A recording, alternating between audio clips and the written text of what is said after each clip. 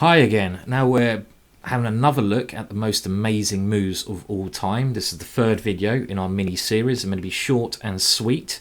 And in this game, we're taking a look at one of the legends of English chess, Keith Arkell. Keith Arkell is a grandmaster from England. He's been playing the tournament scene for a long time now.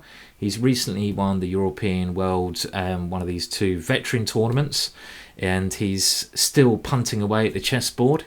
Been a good friend of mine for a long time now, Keith. He's best known for his endgame play, but that doesn't mean he's not a tactical genius at times as well, which we're going to see here. I mean, Keith's endgames are phenomenal, and I've learnt a lot myself by looking at his endgames. Also, you know, Keith is just one of the most likeable guys you will meet. He's always friendly. If you go up to him, he's not one of these snobby grandmasters who will be like, I have no time for you. He will always chat to you and you'll always get on well with him. I promise you that. Just try it. If you see him, go up to him and say hello and you'll start a great conversation, especially if you buy him a bottle of wine. He enjoys that as well. And Keith is... Well, I mean, there's loads of stories I could tell you about Keith. Probably shouldn't repeat a lot of them on YouTube, but you know, he's always, you know, fun to be around at the British Championships and other events. And the game we're going to look at involves Keith in a game played in 2012 from the High Wycombe tournament.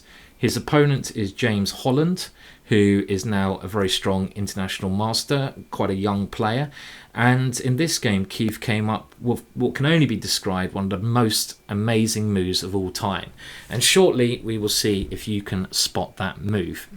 I should also point out that I recommend you buy Keith's book, Arkell's Odyssey. And this is an autobiography. There you can see Keith with his trophies when he came first at the British Championships with Stuart Conquest, first equal. And this is his book. It's a very good book, Arkell's Odyssey. It's his autobiography. And it's probably one of the most, I would say, real and personal autobiographies I've ever read in chess. He goes on about his marriage, panic attacks. It's got some great games in there. It's very personal and a very good read. So Google it and buy it if you can. And you can see it's got a lovely pink cover there. That's the only thing that puts me off slightly. You know, you don't want to pick that up in the morning, do you? Because that will just blare at you in the face. Whoa! So you know, he could have picked a better cover. But apart from that, great book.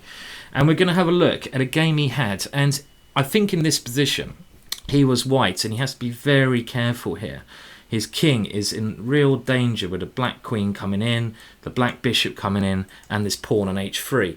And at this moment, I'm sure Keith saw what was going to happen. He came up with a brilliant defence. Queen a5 was played, and now black continued with what looks like a deadly attack. Queen to e3 check, and now king to f1, bishop to h4, leaving the rook on c7 on pre, but with ideas of just simply checkmating the white king. Now Keith played queen takes c7, and here black's very nice idea was queen takes d3. And in this position, things look really tough for white, because you cannot take the queen because of rook takes e1, checkmate. So you can't play this. And white is also threatened with queen takes c2, as well as queen takes f3. For example, if you play rook takes c6, then queen takes f3 check follows the same theme, and this leads to mate. Pawn takes queen, rook takes e1 checkmate. So things are looking really bad for white. What else can white play here? If he goes rook c1, defending the rook on e1, simply queen to e3. And next move, queen to f2 is going to be mate as well. But no fear, Keith is as cool as a cucumber. I'm not sure where that came from. I guess cucumbers are pretty damn cool. But in this position, he had an amazing defense.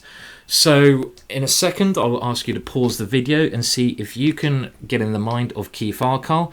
Don't venture too far, it can be a scary place. But if you can get in the mind of Keith and find white's move, well, it's a beautiful move, and it deserves to be on our list of the most amazing chess moves of all time. So in this position, what move did Keith play? Pause the video now if you need some time. Okay, well, Keith Arkell now played the brilliant move, Queen to D8. Simply fantastic move. And this move has the idea of either diverting the rook or the bishop away. And if black takes the queen with either of these pieces, which he has to do, then white can take the black queen. It's a fantastic idea, and it's the only way to survive here. But I'm sure Keith saw this move a long time in advance. I mean, if you play a move like queen to e3 here, then white can defend now with queen takes h4, and he's a rook up. So after this move, queen to d8, which is simply brilliant, what can black do? Well, bishop takes d8 now fails to pawn takes d3, and white is going to be an exchange up with a winning position. There's no other options here for black except to play rook takes d8. And now, after pawn takes queen, bishop takes e1, king takes e1, we're going to find that it's an equal ending, but white is quite a lot better here, because now the pawn on h3 is not a good attacking unit, but actually this pawn on h3 is a weakness, and the white king can come over and try to take it off the board. Also, black's other pawns are very weak in this ending. The pawn on c6 is weak, and white has a better ending. And you don't want to be in a worse ending against Keith Arkell, because that's one of his main strengths, the ending. I mean, the ending was interesting. It doesn't really fall into the scope of our video. I mean, just to say that after the rooks came off, Keith managed at some point f4, a very lovely move. He managed to move his king around, capture both of these pawns, and win the ending in very nice style. So a very beautiful move, this queen to d8. I mean, queen takes d3, queen to d8. Certainly deserves to be on our list of the most amazing defensive moves, in this case, of all time. And well done if you got the solution, and I think that was simply phenomenal. But look up the guy, Keith Arkell. Let's see if I can just get his name in the thing here. Here he is, Keith. So this is his name if you're not sure who he is. He's a Grandmaster of England, been around for a long time, and I'm sure we're going to see a lot more of him in the chess world.